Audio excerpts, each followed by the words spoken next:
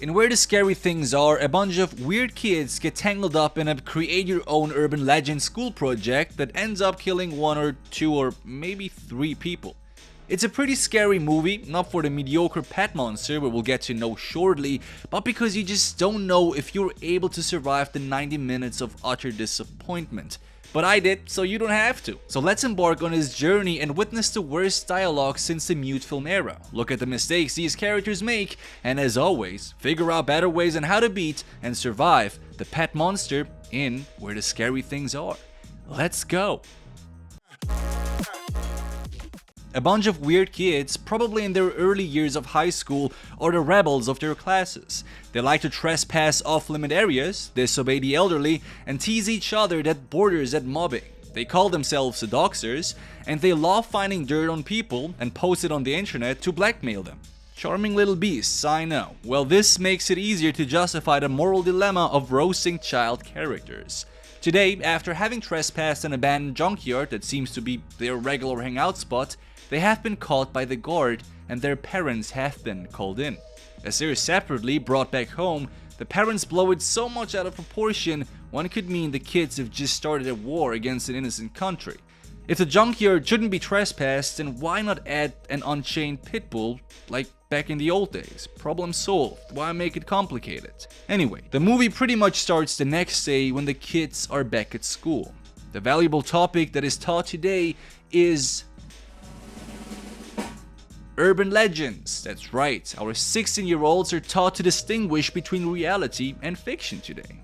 While the teacher rants on about how the local urban legend of Lockjaw is just a legend, one of the kids is triggered by the photo projected and starts having a low-key panic attack.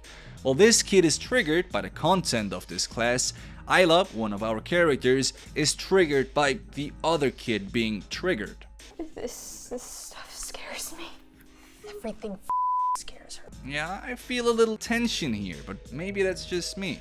While the first trigger victim is brought to the school nurse, the others have to start writing their own urban legends. Not only do they have to write 5 short stories, but they have to pick one and make a real-life project out of it.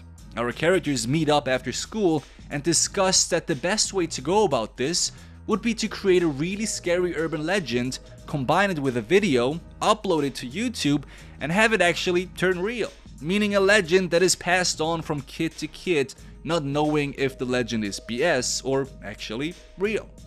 But before things go down, let me show you why I dislike these characters so much. During the upcoming night, the 2 boys of the group decided it would be a fun thing to set a homeless person on fire. And film it, of course. Welcome to the first episode of Bum Wars. You see, if I wrote a book or a movie script and one of my characters would turn out to be like this obnoxious kid right here, I assure you he would be the first one to be killed off. And I am not talking about an accidental Final Destination-esque death that happens while walking down a beautiful suburban alleyway. No, I'm talking hostile type shit. The next day, stuff gets more interesting. Our group meets up again at the junkyard, and while Snack, this dude right here, goes for a stroll, he hears a menacing sound coming from the pond. Being creeped out by it, he runs back to the others and calls them for help. As they investigate the area, this happens.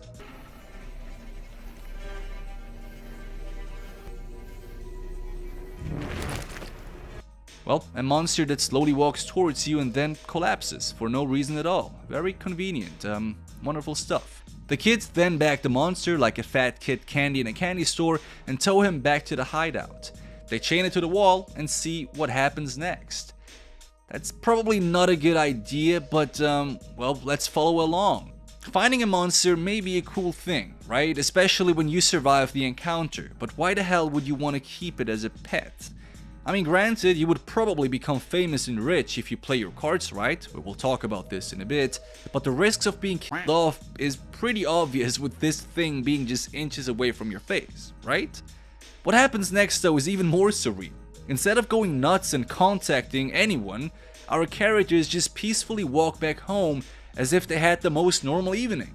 But even more unbelievable is when Snack, during the same night, ventures back to the monster completely on his own to feed it some ground meat and pass along some water. Why would you do that? That's like watching E.T. for morons. You don't just befriend a completely strange humanoid monster that eats children for breakfast. I know teenage hormones are volatile, but this thing is the last being that I would want to see before heading to bed. But whatever we might think about this weird scene, it actually bears some merit. Snack finds out that as long as you don't display any signs of fear, this monster stays relatively calm. At least it doesn't attack you. However, at the same time, witnessing this thing eat meat is a pretty big red flag. Firstly, it's obviously a carnivore, and humans are made of flesh. And that's meat, in case you didn't know. Secondly, it's a non-human monster that looks exactly like something that would kill a human being. That's red flag number 2.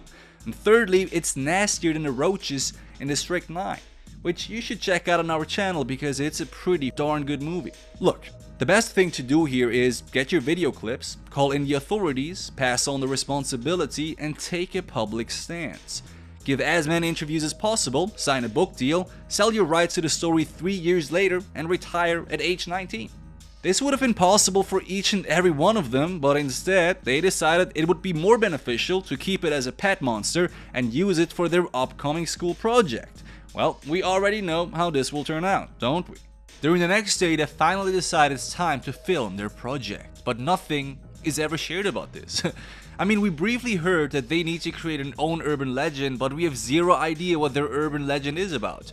We know that the monster is involved in some way, but how exactly and what they intend to include is completely left out. They literally just go to the junkyard, have Ayla walk into the monster's hideout, have the monster approach, and then have this guy shoot the creature. That's it. That is literally their whole urban legend, the main story block this film is built on. A 10-second mute scene of a monster going for a French kiss with an underage girl. You see, that is exactly how you burn through $3 million of budget and still somehow F up.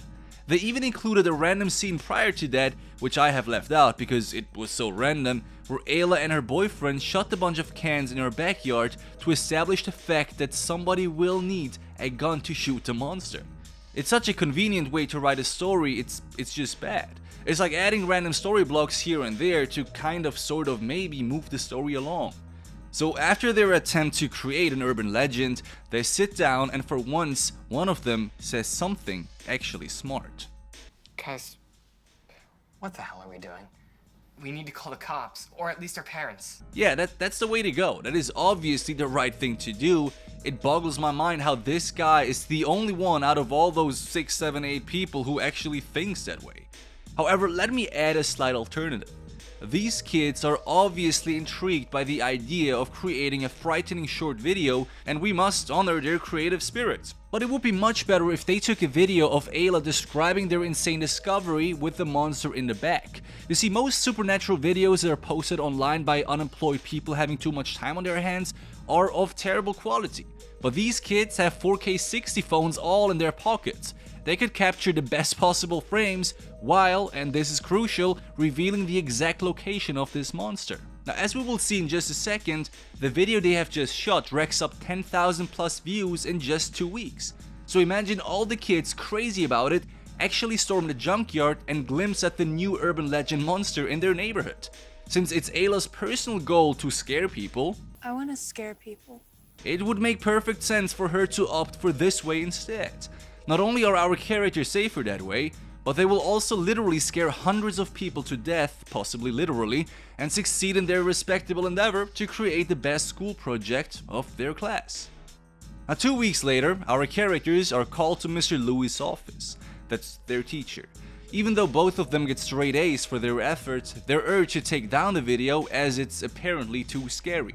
Which is ridiculous, really. Remember the lockjaw legend he had presented at the start of this movie triggering one girl? That legend was literally about an image that urged young kids to jump down from bridges. Yet their project, literally just a monster attempting to grab a teenage girl, is off limits. Now of course our characters refuse to follow suit, which we can respect, and leave. But our newly found respect for them is short-lived.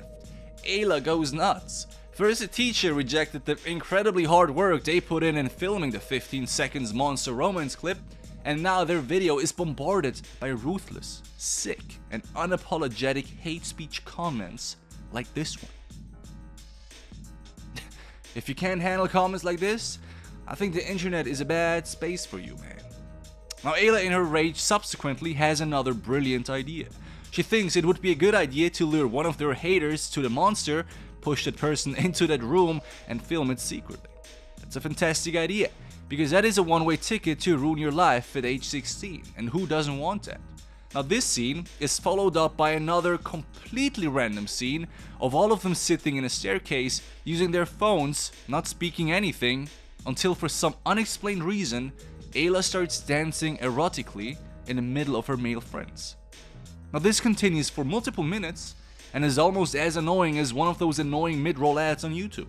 Now, after this, Snack has an emotional meltdown and runs off. And fair enough, who wants to be friends with these weirdos anyway? I mean, the generic high school bully at least plays football. These kids just do dumb stuff and get off by exposing their kinks on the internet. If I was this guy, I would have already looked for new, less toxic friends a long time ago. The next big move our group makes is, yes, use the homeless person from before as the first trial victim. He is promised $100 and led to the monster's hideout. As he is pushed into the den, he gets to meet the adorable pet monster our gang has kept captive. Ironically enough though, this homeless dude gives the best acting performance of all characters in his movie. I guess he wasn't sexy enough to get more screen time. Anyway, as he faces off the monster, he can't help but laugh, thinking it is just a prank. Well, not really. A moment later, the bum is attacked from behind. Better protect your neck, someone once said. Should have listened to the clan, my guy. He is killed immediately while the kids can film the whole action. Now, as expected, they upload their new video to YouTube and gain another wave of new followers, possibly including the Feds too.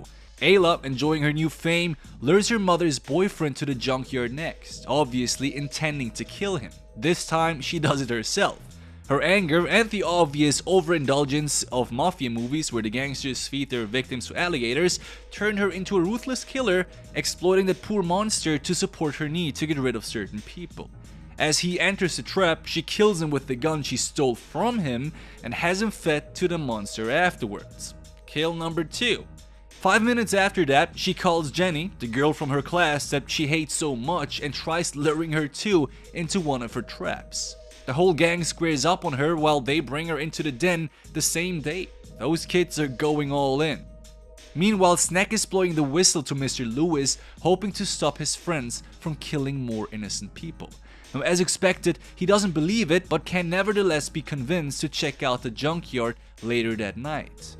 But wait, what? If you agree to check out a place presupposing to face off the monster, why in the world would you want to do that at night? It's like the dumbest idea you could possibly have.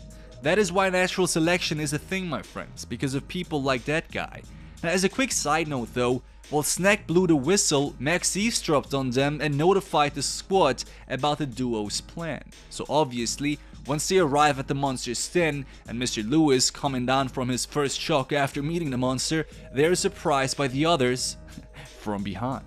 Admitting to the killings of at least 2 people so far, it is obvious that Lewis and Snack must be wiped out too. But before they can be shot and fed to the monster, Snack reacts, unchains the monster, and causes Mr. Lewis to be the next victim. After that though, the satisfying part of the movie starts in the last 15 minutes, but hey, better later than never. As all kids spread into the junkyard trying to escape their own breed, one by one is caught and murdered. The dialogue pretty much stops here. There is no dialogue left for the last 10-15 minutes of this movie. It is just a running away compilation with some kind of atmospheric background music while one after another is being killed. At this stage though, only Ayla and Snack are still alive. While Snack is smart enough to play dead on the floor, confusing the monster obviously, Ayla loses herself in a magically appeared neon mist with a great lighting installation that you would only find in an abandoned place. She eventually hits a dead end though, and well, we already know what happens next, right? She will be killed off as well, but not so quick. The movie climaxes with Snack witnessing Ayla being trapped in a cryo chamber for no reason whatsoever. He sees her being attacked by the monster, you guessed it, from behind, and is the last one standing and, in fact, the last one to survive this whole ordeal. And that was it, my friends. I don't know if I failed to understand the symbolism in this movie, but the IMDb reviews are not encouraging. Good premise, bad execution. I would have loved to see more depth to the characters' decisions, if I'm honest. Anyway, I am off for the weekend, recovering from my new brain damage, and you, smash the like button, take care of yourselves, and binge another one next week. Much love, peace out.